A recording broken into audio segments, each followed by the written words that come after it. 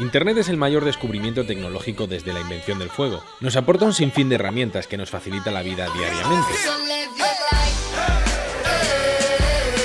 Internet lo alberga todo y ha cambiado la forma de vivir y de pensar de toda la sociedad. Gracias a las redes sociales, la facilidad para comunicarnos y discernir nuestra opinión con los demás se ha vuelto tan sencilla como mudar nuestro pulgar por la pantalla de nuestro smartphone hasta el botón de enviar. Esto nos da algo bueno, la capacidad de poder transmitir nuestros pensamientos en cualquier momento con cualquier persona, pero por otro lado también nos aporta algo negativo, y es que todo el mundo puede hacerlo. Y con esto no quiero decir que la gente no pueda tener libertad para expresarse y compartir con todo el mundo su opinión sobre las cosas. Lo que quiero decir es que esa facilidad desvirtúa el principal fundamento en el que se debe basar toda opinión: el criterio.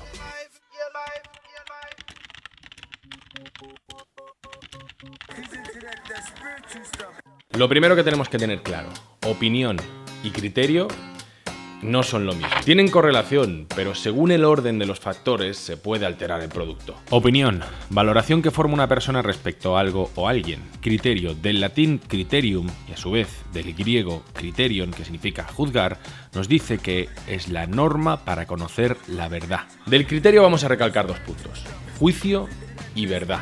Jaime Balmes, en su libro El criterio, nos viene a decir que el criterio consiste en conocer la verdad o en hacer todo lo posible por conocerla. Toda obra tiene su propia realidad, su propia objetividad, y cuando se controla el método, se puede alcanzar esa verdad. En resumidas cuentas, para opinar con criterio sobre algo, hay que conocer en profundidad de lo que estamos hablando. Esto es más que obvio, a nadie se le ocurriría hablar sin conocimiento sobre la cirugía hepática. Y por otro lado, para alcanzar esa verdad se necesita un juicio. ¿Y qué tienen todos los juicios en común? Efectivamente, un juez. En el mundo del cine los críticos son los jueces, pero de este tema hablaremos un poco más adelante. Recapitulemos: el criterio es la búsqueda de la verdad mediante un juicio para obtener una opinión. Añadiendo que para tener criterio hacen falta varios de los recursos más infrecuentes que corren en estos tiempos: esfuerzo y tiempo. Esto parece absurdo, pero es crucial saber cuáles son los pasos que debemos dar para poder tener una opinión con criterio. Y solo así podremos encontrar la verdad de una obra y poder separar subjetividad de objetividad. Y quizá venga el espabilado de turno a decirme: pero Javi, todo es subjetivo, en este mundo no existe la objetividad. Rotundamente falso. La objetividad, o más bien la crítica objetiva, en este caso, dicho de una manera simplista, es lo físico, lo tangible, lo técnico. Es aquella que hace una evaluación objetiva sobre un determinado ejercicio. Y la subjetiva es lo emocional. Es aquella que hace una evaluación sin esconder un punto de vista particular. Pero cada obra, cada película, tiene su propia objetividad. ¿Podemos objetivamente analizar y calificar una película técnicamente? Por supuesto. ¿Cómo y por qué? Primero, controlando todos los elementos con los que se construye una película. Y segundo, porque como en la vida misma, y haciendo alusión al punto anterior, el cine tiene leyes, tiene normas y se pueden juzgar. Es aquí, sincerizándonos con nosotros mismos, donde nos tenemos que preguntar: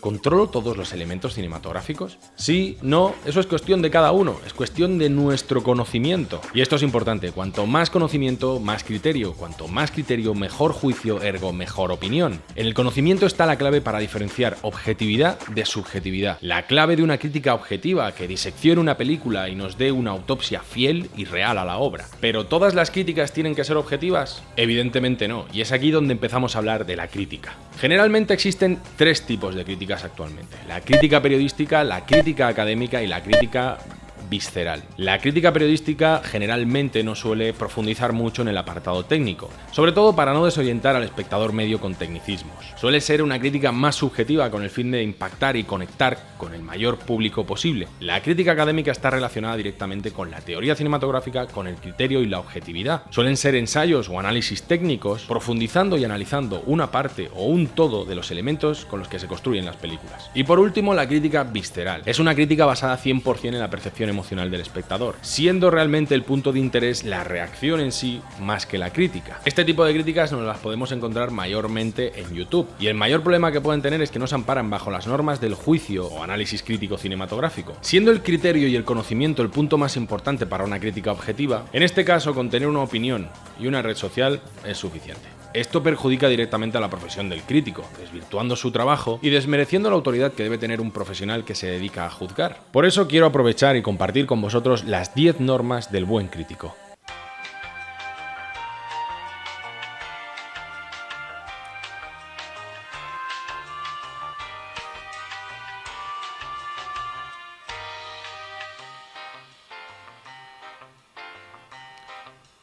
¿Ya?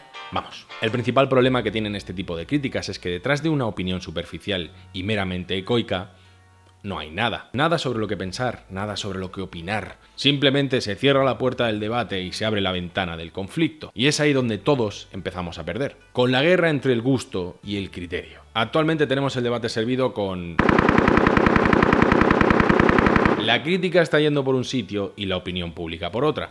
Pero esto no es nuevo, esto ha ocurrido siempre y siempre ocurrirá. Lo preocupante es que cada vez más el gran público, en modo de turba, menosprecia los juicios objetivos que puede hacer la crítica simplemente por poner en cuestión sus propios pensamientos. Yo tengo una teoría respecto a este tipo de conductas que cada vez es más común y va en aumento. El primer punto es que entendiendo cuál es la definición del criterio, todos pensamos que nuestra verdad es la buena. Es como intentar convencer a un grupo de personas de que tienes la polla más grande que todos sin enseñársela. ¿Podrías convencerles? Sí. Pero es verdad, es en sí la soberbia de la ignorancia. Por otro lado, el sentimiento de pertenencia. Frédéric Martel, en su libro Cultura Mainstream, nos narra cómo Hollywood construye fenómenos de masas reconvirtiendo sectores que a priori son nicho, como el cómic o la cultura pop, en mainstream con poderosas campañas de marketing. Poder decir yo viví esa época o yo era fan del cómic antes de que saliese la película, reafirma el sentimiento de pertenencia a algo más grande que uno mismo. Y claro, cuando a alguien le tocan supuestamente lo suyo, pues se lía. El tercer punto es el miedo a lo ordinario. Hay gente que en vez de aceptar que le gusta una película mala o mediocre, prefiere debatir y defender sus gustos y sus pensamientos por el miedo a ser señalado por tener mal gusto. Y gusto no es criterio. Y ese es el siguiente punto, la incapacidad para poder separar gusto de criterio. Y esto es lo típico, calificar películas por buenas o malas según me hayan gustado o no me hayan gustado. Y eso al fin y al cabo habla más de uno mismo que de las películas. Que por cierto, tengo que decir que esta gente es la hostia, porque en cuanto criticas una película negativamente que a ellos les ha gustado, te suelen decir lo típico de «Eres un amargado, ¿a ti te gusta algo?» Pues mira, ahora que lo dices, sí. Me encantan películas como Waterworld, Air Force One o 60 segundos, que son películas cliché con guiones de corta y pega y actores interpretándose a sí mismos. ¿Son algunas de estas las mejores películas de la historia? No. Y tampoco se me ocurriría decir que El Padrino es una semejante mierda comparada con 60 segundos, porque no es verdad, porque hablando de la objetividad de cada obra, de su realidad, no lo son. Una es una puta maravilla y la otra es una película palomitera y ya. Como tampoco me importa que Peter Travers, Rafael López o Carlos Bollero hablen mal de esas películas, porque probablemente todo lo que digan sea verdad. Pero no se trata de lo que puedan decir ellos, sino de lo que podamos sentir nosotros. Eso es único e intransferible y es subjetivo. Y nadie tiene por qué justificar sus gustos. Pero lo que sí debemos hacer es separar nuestros gustos de nuestro criterio. Es diferenciar una persona con criterio y otra sin. Y es al fin y al cabo respetar las opiniones objetivas que te pueda dar alguien sobre un análisis. Todo eso se consigue con una cosa muy sencilla: conocimiento. Hasta luego.